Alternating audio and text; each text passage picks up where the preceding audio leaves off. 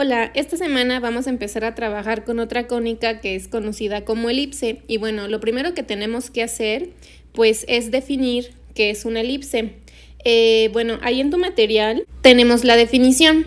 Es el lugar geométrico que describe un punto del plano que se mueve de tal manera que la suma de sus distancias a dos puntos fijos llamados focos es constante. ¿Qué quiere decir esta definición de lugar geométrico? Bueno, tenemos dos puntos importantes que son los focos, que son los puntos fijos. Tenemos el punto que se mueve, que ya sabes va a ser la coordenada x, y que cuando ese punto se mueva a lo largo del plano, con la condición que tenemos mencionada en la definición, se va a formar la elipse. La condición del lugar geométrico la tienes en tu material. Estamos trabajando con distancias.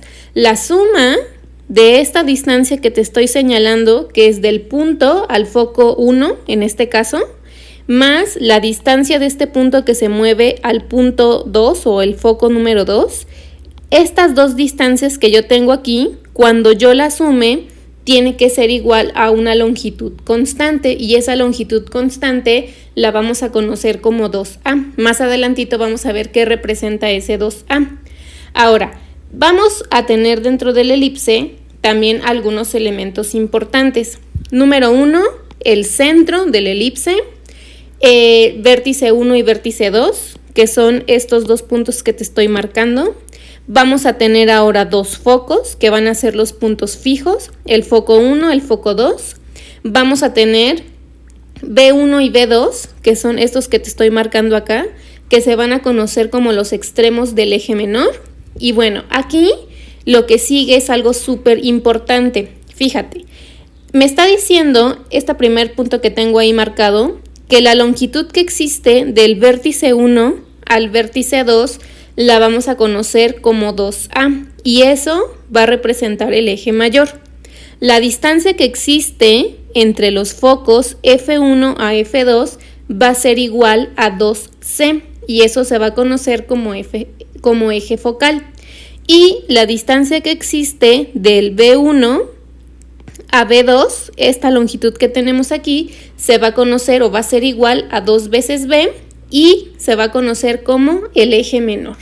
Ahora, observa que dentro de la condición del lugar geométrico, esta suma de distancias es igual a 2A, y ese 2A justamente lo tenemos aquí en el eje mayor.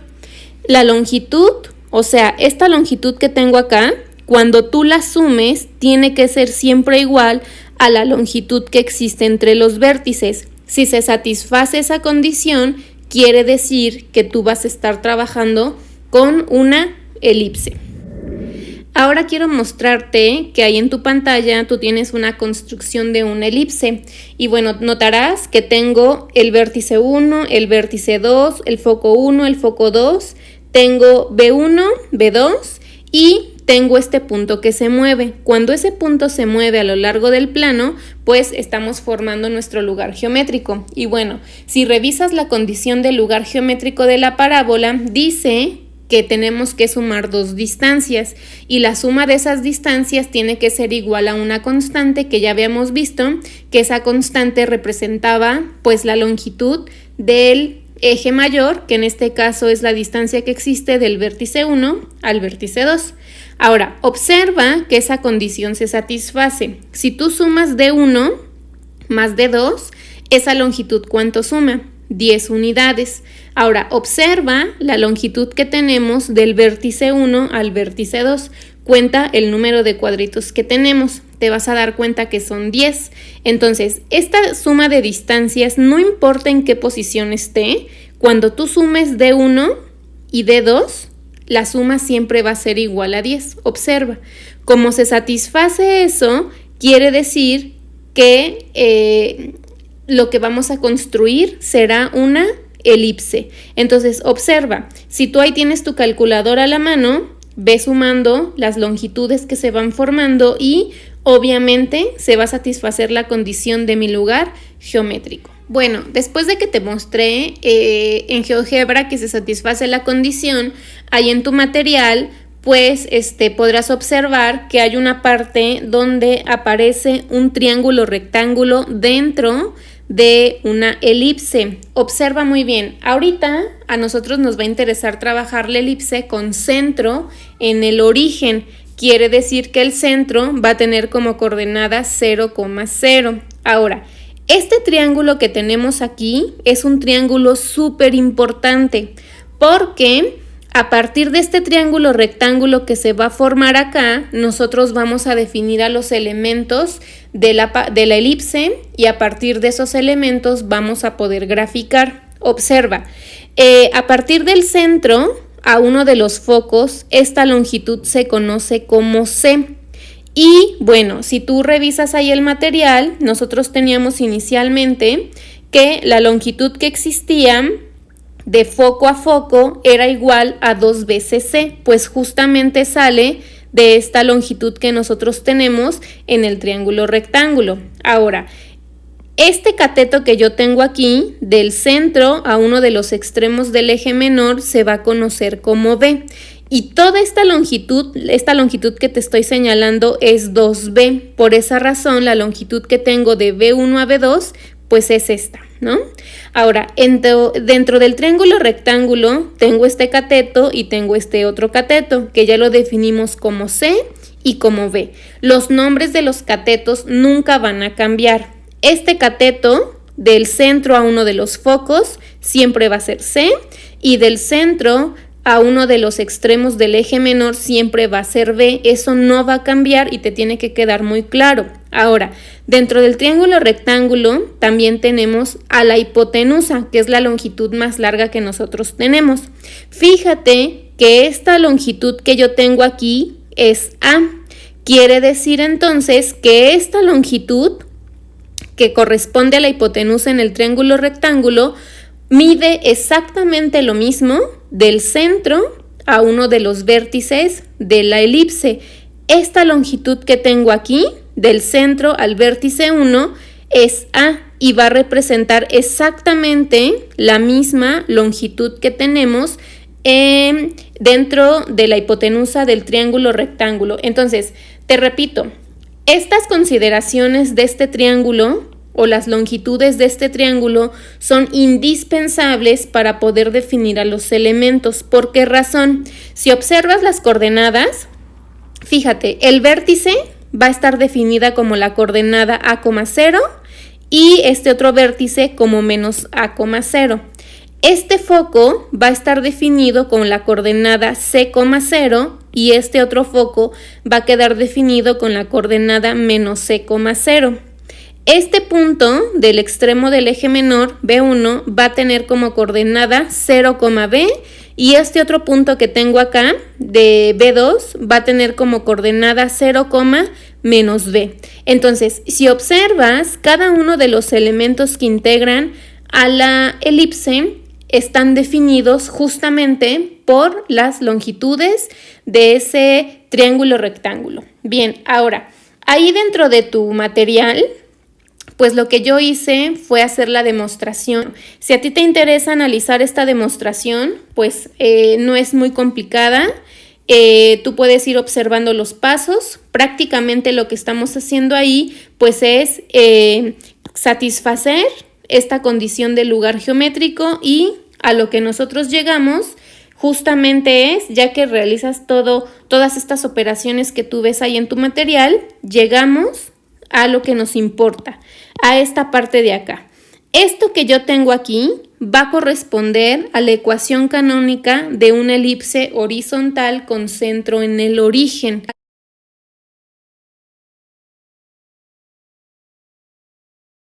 Fíjate que a diferencia de las otras ecuaciones canónicas que hemos encontrado, esta es un poco diferente porque tenemos divisiones. Y además, esta ecuación canónica está igualada a 1.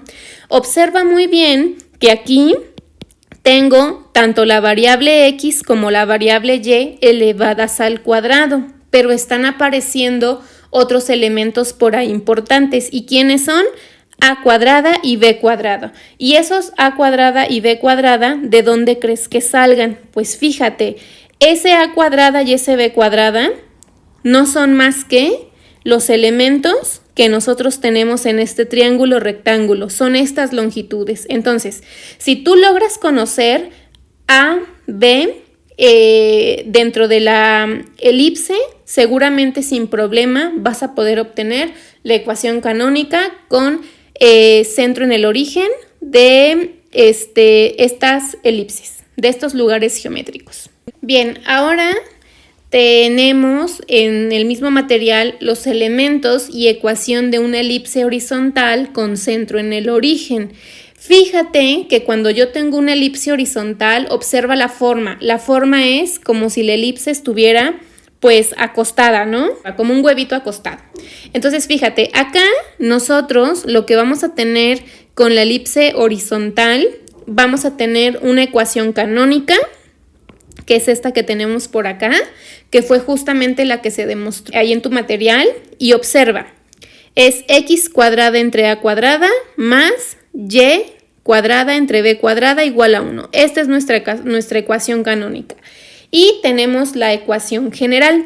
La ecuación general de la elipse, ¿de dónde va a salir? Pues de simplificar esta expresión. Ahí obviamente para poder simplificar la expresión, pues tendrás que aplicar algunos elementos algebraicos y bueno, obtener una expresión parecida acá. Fíjate que si tú observas esta ecuación general, notarás que se parece mucho a la ecuación general de la circunferencia, pero aquí tenemos una diferencia sumamente importante. ¿Y cuál es esa diferencia? Que los coeficientes que acompañan a x cuadrada y a y cuadrada, que en este caso son a y c, forzosamente tienen que ser diferentes, pero con signos iguales, ¿de acuerdo? Entonces ahí ya tienes una diferencia o tienes una pista para identificar a las elipses de las circunferencias. ¿Quiénes van a ser los elementos que van a integrar a nuestra elipse? Observa, primero tenemos vértices. Hay dos vértices en la elipse. Y bueno, como ya había quedado claro lo del triángulo rectángulo inscrito en la elipse, vamos a tener lo siguiente. El vértice 1 y el vértice 2 van a estar definidos por las coordenadas más menos a, 0, más a por la parte positiva en el eje de las x y menos a por la parte negativa en el eje de las x. El foco va a tener como coordenadas más menos c, 0. Los extremos del eje menor va a ser 0, b y 0, menos b.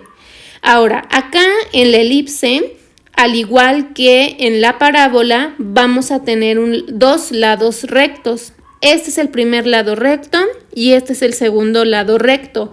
El lado recto es muy importante que lo grafiques porque nos va a ayudar o nos va a permitir construir nuestra elipse. Y la fórmula o la expresión para calcular el lado recto es igual a 2b cuadrada sobre a.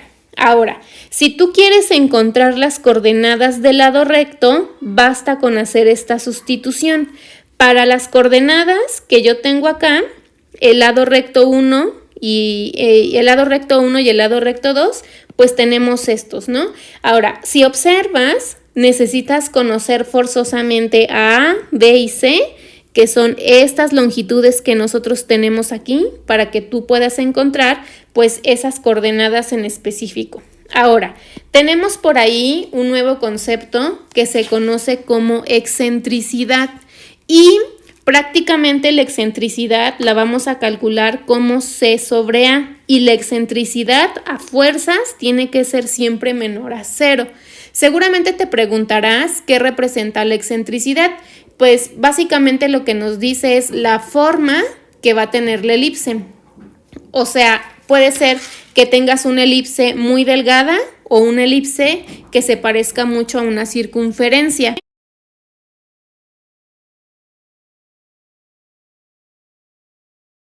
Ahora, por ahí tenemos otra parte sumamente importante que tiene que ver justamente con el triángulo rectángulo que se forma dentro de la elipse. Esto que tengo aquí, lo que te estoy sombreando, seguramente se te es familiar Pues esto que tengo acá corresponde al teorema de Pitágoras, donde la hipotenusa es igual a la suma de los cuadrados de los catetos.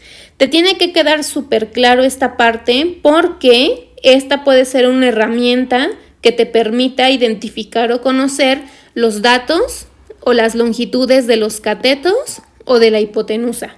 Ahora, aquí sí, porfa, que nunca se te olvide, este triángulo rectángulo nunca va a cambiar. Observa que esta longitud de este cateto B es del centro a uno de los extremos del eje menor. Este cateto que se llama C es del centro a uno de los focos y que la hipotenusa siempre va a corresponder al valor de A, que es la longitud que existe del centro a uno de los vértices. Después tenemos a la elipse vertical. Observa que en la elipse vertical ahora la elipse está parada sobre el eje de las Y's. Y bueno, para poder transformar o encontrar la ecuación canónica de la elipse vertical, igual se satisface la condición del lugar geométrico y se hace exactamente lo mismo que hicimos en la demostración. Obviamente no la vamos a hacer porque es una demostración muy larga, pero observa, esto que tengo aquí sale de una demostración parecida a la anterior, pero observa muy bien esta ecuación canónica con la otra. Ahorita vamos a hacer comparaciones. Bueno, observa entonces la elipse. Aquí la tenemos. Fíjate que sigo teniendo un triángulo rectángulo inscrito dentro de esa elipse. Fíjate que del centro de nuestra elipse a los extremos del eje menor o a uno de los extremos del eje menor tengo un cateto que se llama B. Del centro a uno de los focos, fíjate que este cateto se sigue llamando C y obviamente la hipotenusa va a seguir siendo A. Observa que a pesar de que la elipse ahora es vertical, yo no cambié o renombré los catetos y la hipotenusa. Eso se mantiene constante. Y bueno, lo que nosotros vamos a tener ahora va a ser la ecuación canónica, x cuadrada entre b cuadrada más y cuadrada sobre a cuadrada igual a 1. Te pido por favor que analices esta ecuación canónica y la compares con la otra ecuación. Fíjate, aquí tenemos esta ecuación canónica para la elipse vertical y por acá tenemos a la ecuación canónica para una elipse horizontal. ¿Cuál es la diferencia que observas? Tienes esta expresión y tienes esta otra expresión. Yo espero que lo que hayas observado, la única diferencia que existe son los valores que tenemos en el denominador, a cuadrada y b cuadrada. Entonces, fíjate, esta parte de identificar a cuadrada, b cuadrada y b cuadrada y a cuadrada son indispensables. ¿Por qué razón? Porque fíjate, te voy a dar el tip. Para que tú sepas que estás trabajando con una elipse horizontal, observa que a cuadrada está debajo de x al cuadrado.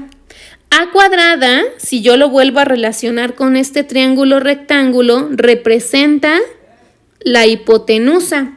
Y la hipotenusa es la longitud más grande que tenemos en un triángulo rectángulo. Entonces, para que tú logres identificar de forma fácil si se trata de una elipse vertical o horizontal, el número que esté mayor o el número que sea más grande en los denominadores y dependiendo debajo de quién esté, de la variable x o de la variable y, te dirá si es una elipse vertical u horizontal. Fíjate, a cuadrada en este caso está debajo de x al cuadrado.